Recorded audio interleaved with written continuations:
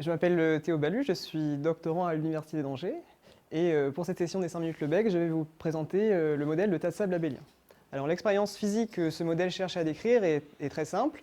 On a une table, on verse du sable dessus et on cherche à regarder quelle est la forme prise par le tas de sable. Soyons un peu plus précis.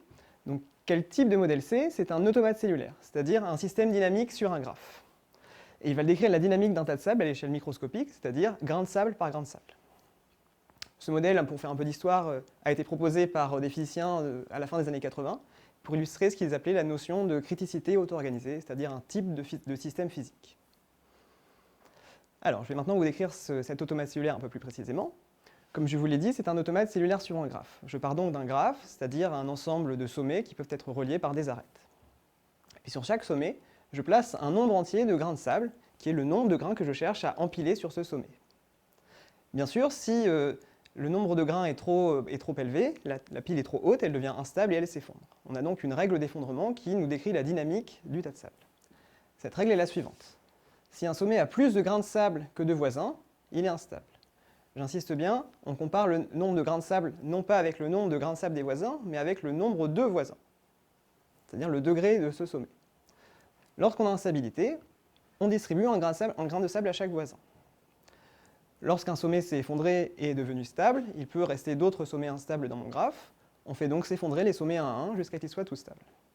Donc, regardons ce qui se passe sur un exemple simple. Le premier exemple que je vous propose est un exemple assez pathologique, qui est un exemple où il n'y aura pas de stabilisation. Je prends donc un graphe à deux sommets, reliés par une arête, et je mets un grain de sable sur l'un des sommets. On a un grain de sable et un voisin, 1 étant supérieur ou égal à 1, le sommet en rouge est instable et s'effondre. Il envoie donc son grain de sable au voisin. Naturellement, c'est maintenant son voisin qui est instable, qui s'effondre, et qui redonne le grain de sable à celui de départ. On a donc sur cet exemple illustré le fait que si le graphe n'est pas assez grand par rapport au nombre de grains de sable, on peut ne jamais avoir stabilisation. Maintenant, regardons un autre exemple qui va nous permettre de comprendre pourquoi on appelle ça le modèle de tas de sable abélien. Donc je prends cet arbre et je mets 4 grains de sable à la racine. 4 grains de sable, 2 voisins, 4 étant supérieur ou égal à 2, la racine est instable et s'effondre. La racine possède maintenant 2 grains de sable et 2 voisins, elle est toujours instable et elle s'effondre. On obtient à ce stade ce tas de sable. Ce qui est intéressant, c'est qu'ici j'ai 2 sommets qui sont instables, les 2 sommets en rouge. Je peux donc choisir de commencer par faire s'effondrer celui de gauche ou celui de droite. Regardons ce qui se passe dans les deux cas. À gauche, j'ai commencé par faire s'effondrer le sommet de gauche, et à droite, celui de droite. Donc on continue la dynamique de notre tas de sable, et on obtient, à la fin, ces configurations-là, qui sont stables. Ce qu'on observe sur cet exemple, c'est que les configurations sont les mêmes.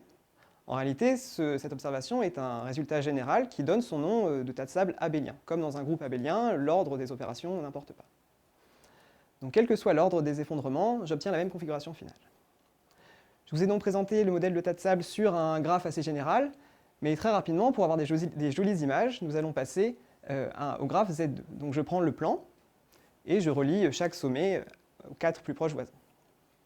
J'empile donc n grains de sable avec n très très grand au centre de mon plan, je laisse s'effondrer et je regarde ce qui se passe. Ici, j'ai mis 30 000 grains de sable.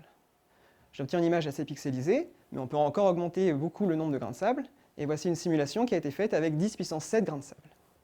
Sur cette simulation, j'aimerais attirer votre attention sur 2 points. Le premier, c'est ce qui se passe à l'intérieur. À l'intérieur, on a l'impression d'observer une structure fractale. On reviendra dessus. Et le deuxième point sur lequel j'aimerais attirer votre attention, c'est sur la forme du bord. Ça ressemble vaguement à un cercle, mais on dirait que ça n'en est pas un. Et ça, c'est les 2 observations qu'on peut faire sur cette simulation. Alors, commençons par la structure fractale à l'intérieur. À l'intérieur, on a l'impression d'observer une structure fractale, c'est-à-dire que si on zoome à l'intérieur du tas de sable, on observe la même image qu'avant d'avoir zoomé.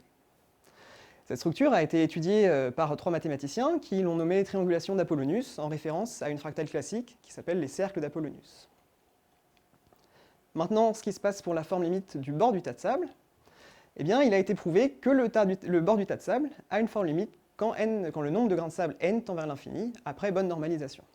En revanche, cette forme est mal connue. Il y a beaucoup de conjectures, notamment que ce qui ressemblait vaguement à un cercle n'en est pas un, et qu'il y a des zones plates. Là, j'ai fait un zoom sur ma simulation de tout à l'heure, où il y a un bord plat à mon tas de sable. Ce qui est conjecturé, c'est que quand le nombre de grains de sable tend vers l'infini, ces bords plats subsistent, et ce ne sont pas un effet de pixelisation dû à un nombre de grains de sable trop petit. C'est donc un problème ouvert de décrire plus précisément la forme du tas de sable lorsque le nombre de grains tend vers l'infini. Je vous remercie.